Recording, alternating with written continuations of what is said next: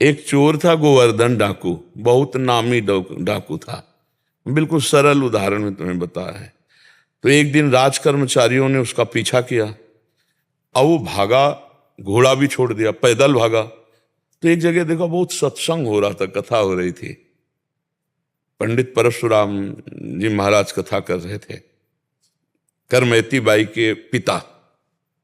ये प्रमाणित कथा हम आपको बता रहे हैं। तो उस सभा में घुस गया। तो राज कर्मचारी आए, सोचा सभा में चोर कैसे हो सकता है, यहां तो चोर घुसने का साउंड। तो अब उसको पाया ही नहीं। जब कथा 2-3 घंटे बाद समाप्त हुई तो कथा का प्रसंग चल रहा था। वृंदावन में श्री बांके बिहारी लाल को आज यशोदा मैया ने सोने की करधनी, सोना, वो तो चोर आदमी, करधनी सोने की। भगवान श्री कृष्ण चंद्र जी को बांके बिहारी को कह के पुकार। 8 वर्ष की अवस्था है, मैया ने सोने की लकुट दी, सोने का। अरे इतना माल एक साधारण, और गाय चराने अपने सखाओं के साथ जा रहे हैं। कथा समाप्त हुई, नजदीक पहुंचा, चाकू निकाली, पंडित परशुराम जी के गले में लगाई।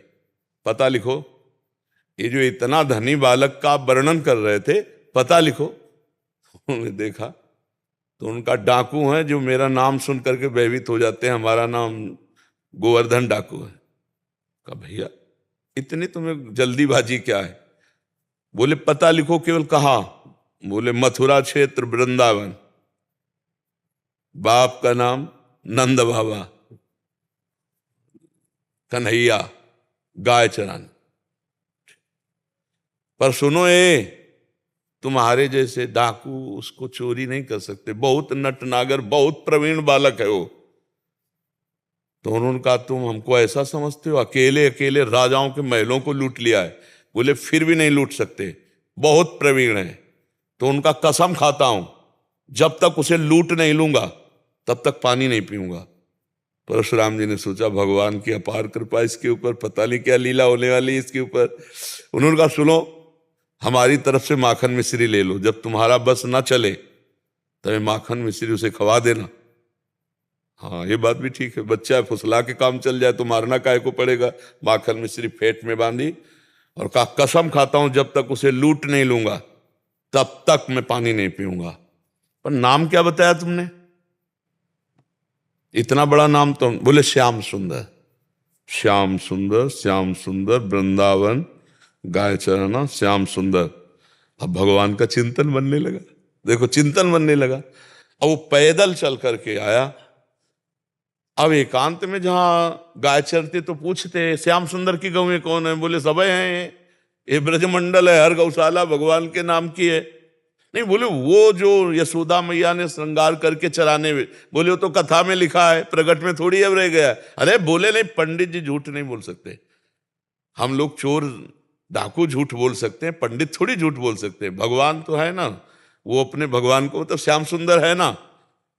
अब एकांत में विकल हो गया और कहा अगर कोई ईश्वर है तो मुझे श्याम सुंदर से मिला दे, क्योंकि मैंने कसम खाया है बिना लूटे पानी नहीं पिएंगे।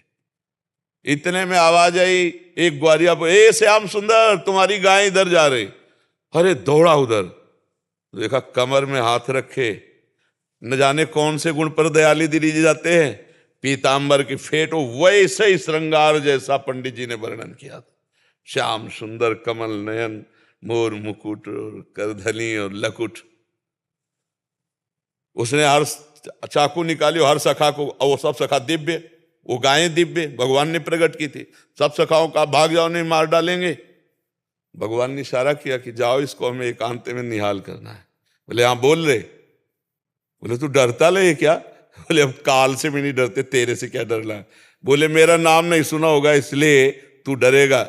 अब ये मेरा नाम गोवर्धन डाकू, तो गोवर्धन ही तो नाम है ना, मेरा नाम गोवर्धन धारी है। भगवान उससे जब वार्ता कर रहे हैं तो उसका जीवत्व तो नष्ट हो रहा है, अज्ञान नष्ट हो रहा है। उन्होंने देखा बड़ा प्रवीण पंडित जी कह रहे थे माखन मिश्री खवा के काम कर ले। बोले सुनो, भगवान ने कहा अच्छा ऐसा प्यार करते हो? बोले प्यार के लिए नहीं है, ये सोना चांदी जो पहले ये उतराले के लिए। वो कहा ये तो वैसे ही उतार देंगे, लाओ तुम्हारा।